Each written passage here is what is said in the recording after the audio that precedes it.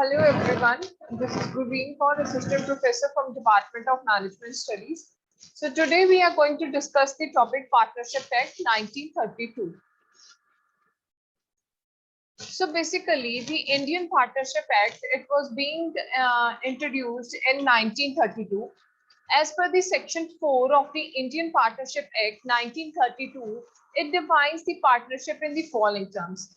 So partnership is the relationship between the persons who have agreed to share the profit of the business carried on by all or any of them acting for all. So basically the partnership will be either between the two people or more than two people. One person cannot start up with the partnership because the name depicts the partner. So partner will be either 2 or 3 or 4 or 5. So it will be 2 or more than 2. So when these persons, they come together and they agree upon one same thing, that they are going to share the profit of a business which they will be carrying out, that is known as the partnership. So partnership is the relationship between the persons who have agreed to share the profit. So that profit may be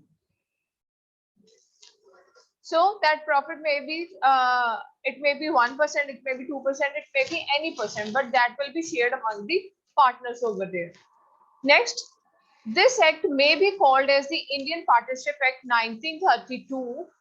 It is extended to whole of India except the state of Jammu and Kashmir. So it will be applicable, it will be extended to whole of India, but not Jammu and Kashmir.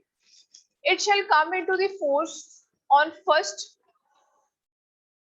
the first day of the October 1932, means 1st October 1932 it came into force, except section 69, which shall come into the force on the first day of the October 1933. So section 69 was launched on 1st October 1933 and the rest of the act it was launched on 1st October 1932. Next are the definitions of the partnership, partner, firm, and the firm name. So what is partnership? That is the relation between the two people who have agreed to share the profit of the business which they are carrying upon. Next, a person who have entered into the partnership with one another are called the individual partners. So the people who have come, A and B, they have jointly started up with a partnership firm. Now A and B, they are known as the partners. So A is a partner of B and B is the partner of A. And collectively a firm and the name under which their business is carried is called as a firm name. So collectively, when the partners, they come together, that is known as the firm. When the partnership, whatever the partnership they are carrying out, that is known as the firm. And name of that business, that will be known as the firm name. Suppose A and B have started a business of bicycles. Fine. So they have started under a partnership. Now, the firm A and B, they have formed a firm. And this firm's name is Bicycle Limited. So Bicycle Dot Limited or Bicycle Private Limited. So the firm name is Bicycle, and A and B, they have constituted a firm. So both of them, they have started in the partnership a firm, and the firm name is Bicycle Private Limited. So the partnership not created by status. The relation of the partnership arise from the contract and not from the status. So it is going to come out of the contract, not through the status. And in particular, the member of a Hindu unidivided family carried on a family business as such, or a Brahma's Buddhist husband and the wife carries on the business as such, are not the partners in such business because they are carrying out their own business from their own family, the inherited business that has been carried out. So that would be that is not called as a partnership firm, but that is a normal business which is being carried out over there. So that is a business which is normally running, and that partnership is not going to be created by any of the status. So it is not talking of the status, but it will be talking of just a business. Essential elements of a partnership. So there must be a contract. It must be a contract which is written over there, which is written in the form of a contract under the any of the official who is over there. So a contract must be written, signed, and it must be registered one. So when this contract is in a written form, a deed is written over there, then it becomes as your partnership. So this partnership must be between two or the more person. A single person cannot make a partnership firm. So it will be either between the two or the more person who agrees to carry on the business.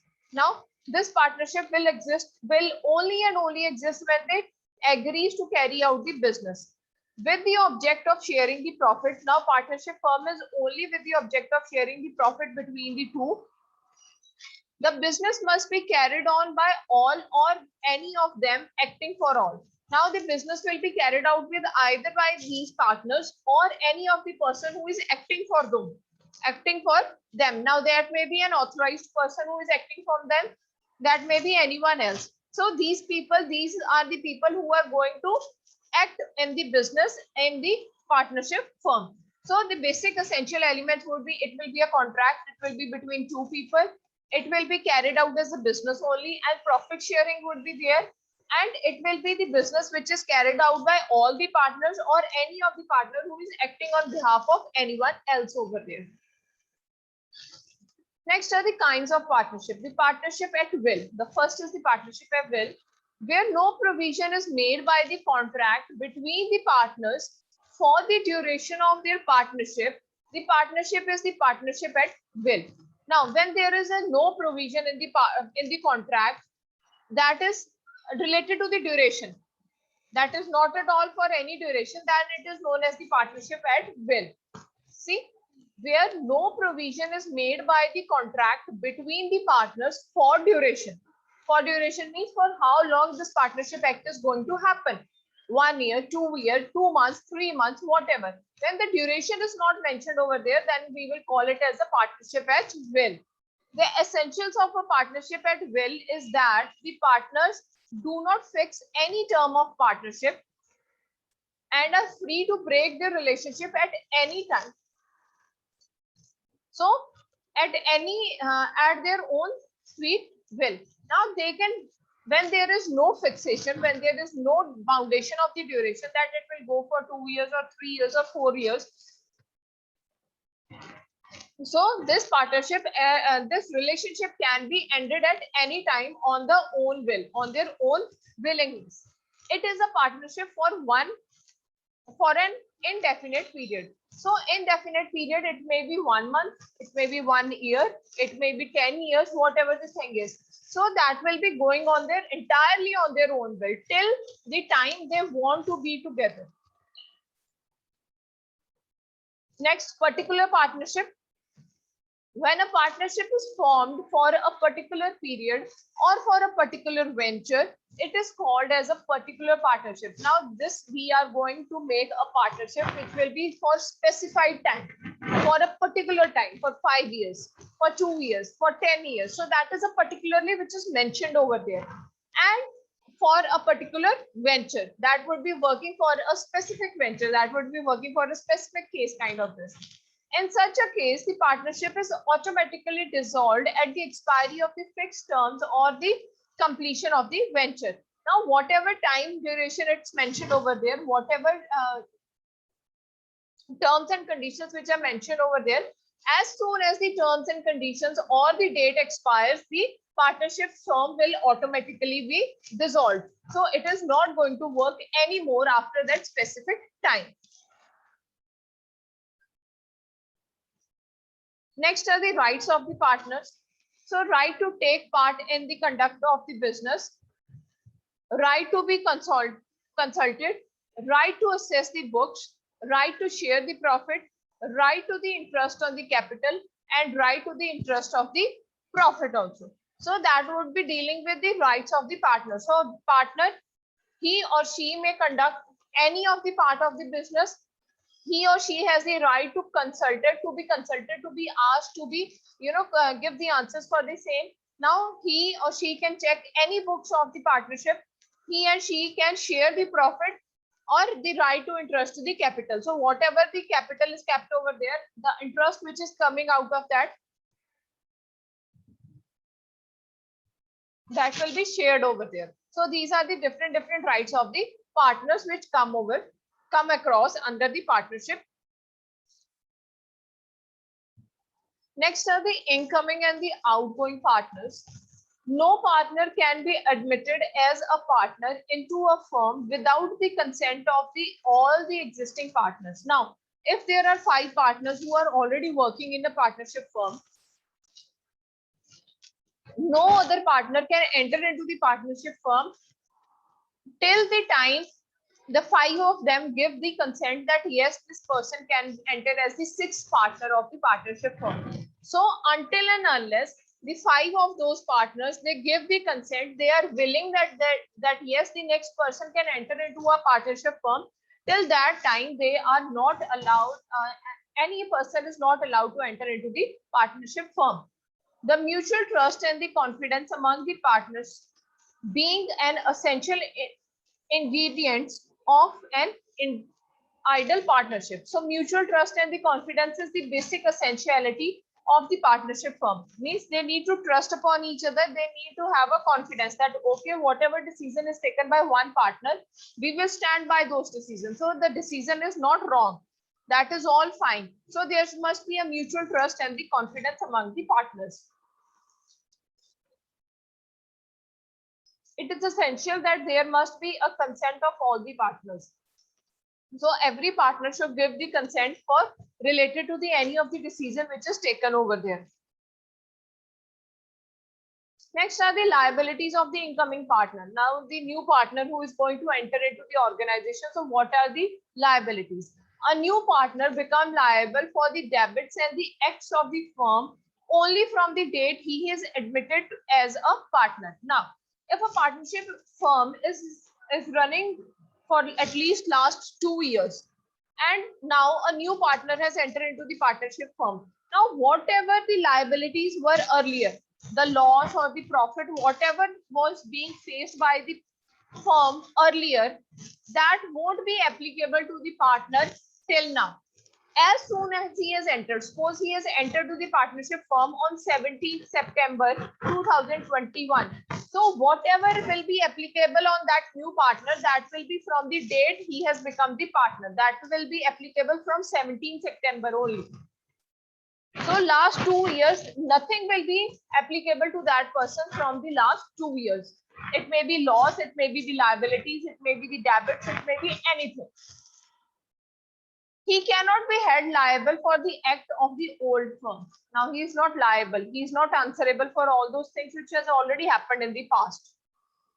A new partner may, however, agree to be liable for the debit existing prior to his admission, but such agreeing will not give to a prior creditor the right to sue him because the absence of the privity of the contract.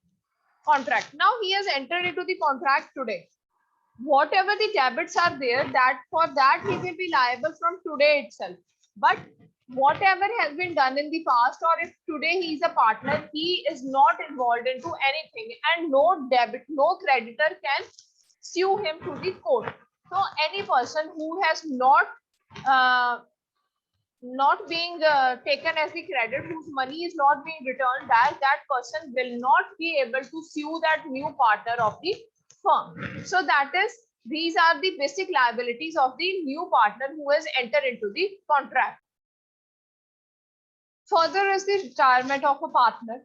A partner is said to retire when the surviving partner continue to carry the business of the firm and the retiring member cease to be a partner. Now, when the partner is going to get retired, when already the partnership firm is running, other people are working over there, but one of the person, he sees his retirement from the partnership firm, so he ceased to be a partner. He is all the rights, all the things, they are being seized, and he has stopped working over there with the partnership, and he is being retired over there. In case of a particular partnership, which is specific one, a partner may retire with the consent of all the other partners unless otherwise agreed. When all the partners, they agree upon that yes, one person will get the retirement and all give their consent, then that person is known as the retired person in the case of the particular firm. In case of the partnership at the will, a partner may retire by giving a notice in the writing to all the other partners of his intention to retire unless otherwise agreed.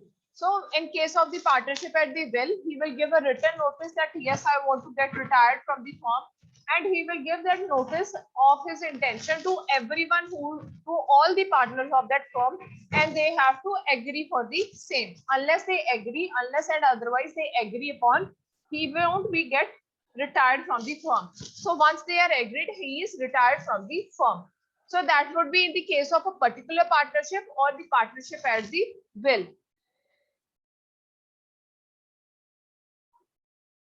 Next is a retiring partner continue to be liable for the acts of the firm done before his retirement. Now, whatever act, whatever conditions, whatever working which has been done before his retirement, for all those acts, he is liable after his retirement also.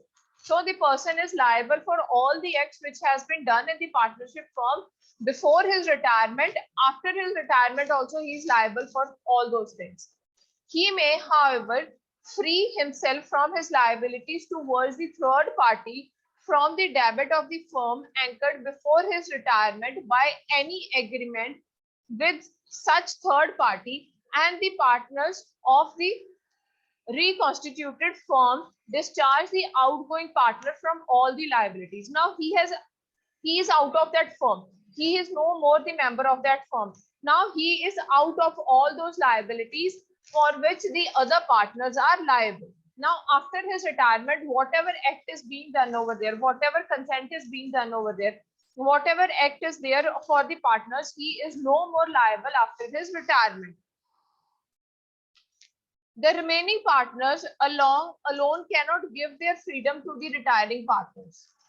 He may be discharged if the creditors agree. Now, if the creditors agree that yes, we don't want him anymore, okay, from our side he is free, then he won't be stopped from getting the retirement from the partnership firm. So that would be dealing with the partnership, retirement of the partnership. Expulsion of a partner may be expelled from a firm by majority of the partners only if the power of the expel has been conferred by the contract between the partners. So he will be expelled, he will be out of the partnership act, he will be thrown out of the partnership act, partnership firm only and only when there is a power of expel has been conferred by the contract between the partners. When it is written in the contract, such a power has been exercised in the good faith for the benefit of the firm. Now that will be done only in the good faith of the firm. The partners who have been expelled must be given a reasonable opportunity to explain his position and to remove the cause of his expulsion. So if any of the partner has done some wrongful act or have done some fraud, or he has conducted some kind of irrelevant act over there, so he will be given a chance to prove himself that he was not wrong or what was the reason of his act. If he is not proved correct over there, then he will be expelled from the partnership. So he will be thrown out of that partnership firm. Insolvency of a partner. When a partner in the firm is executed by insolvents,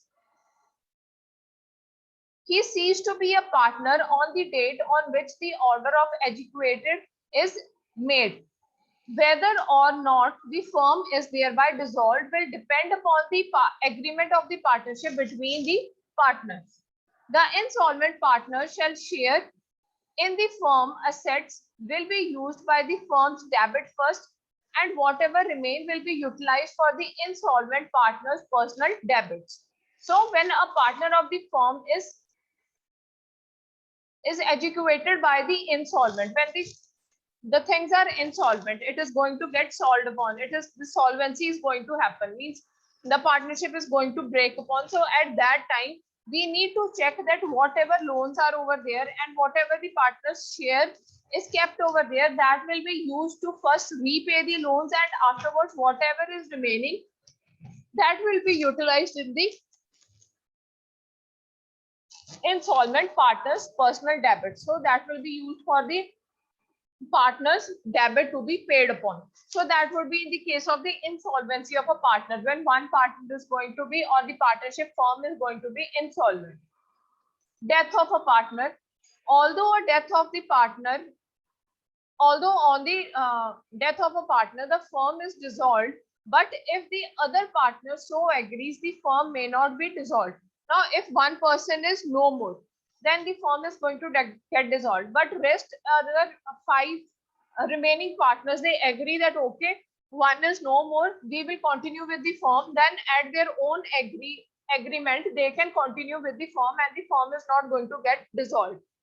When a firm is not dissolved, the estate of the decreased partner is not liable for any of the act of the firm done after his death. Now, the family members of that person who is no more over there, they are not at all liable for any act of the partnership firm, because the person who was a partner, he is no more now.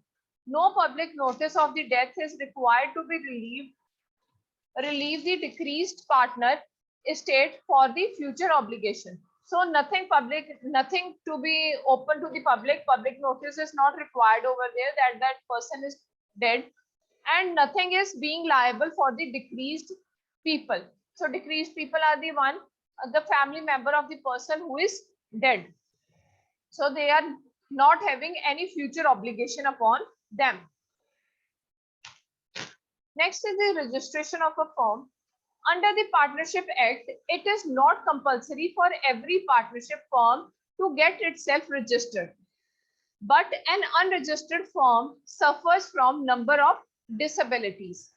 So under the Partnership Act, it is not compulsory that every partnership firm, it needs to be registered. But if they are not registered, they will face many number of the disabilities, or they won't be liable for enjoying each and every benefit of the partnership. An application in the prescribed format along with the prescribed fees has to be submitted to the registrar of the firm of the state in which the place of the business of the firm is situated. So then an application need to be filled out. It must be submitted to the registrar of the firms of the state. For like registrar of the firms of the Punjab, for every state there is the registrar of the firm. So that will be placed in front of that, in which there must be mentioned the place of the business of the firm, where it will be situated, for what purpose this firm will be working. So application must be in a prescribed format, and it will be having all the details related to the firm and the registration of the firm. An application must be signed by all the partners and must contain the following particulars: the name of the firm, the place of the business of the firm, the name of any other place where the business of the firm is carried on, the date when the each partners join the firm. Now, the name of the firm, what will be the name of the firm, where this firm will be working, that is place, what will be the business, the name of the other place where the other units will be working over there. Now, the date on which the partners has joined the firm. So, partnership firm was caused on what day? When the people, they have joined as a firm, as a partner in a firm. Effect of non-registration. Now, if the partnership firm is not registered, no suit in civil court by the partners against the firm or the partners. Now, if the partnership is not being registered, then no case can be happened over there. They cannot take that to the court. No suit in a civil court by the firm against the parties. No firm, the firm or its partner cannot make a claim of the set-off or other proceeding based upon the contract. So if they are not registered, they cannot claim anything, nor the people can claim anything from the partners. That will be in the case of when the partnership firm is not registered.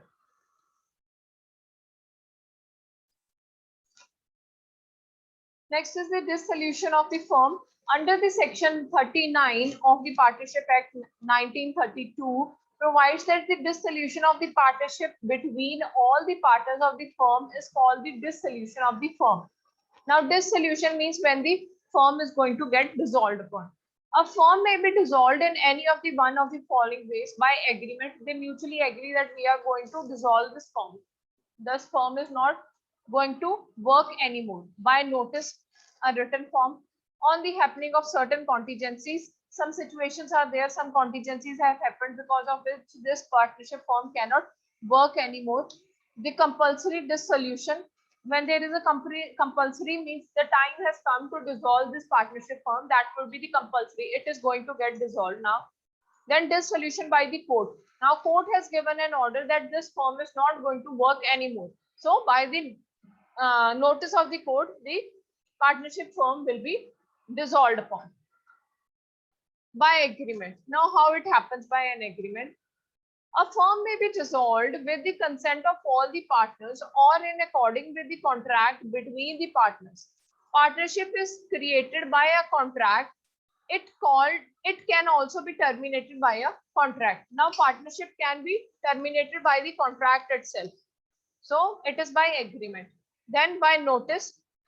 In contract it's already mentioned. Then by notice, when the partnership is at the will, the firm may be dissolved by any partner giving the notice in writing to all the other partners for its intention to dissolve the firm.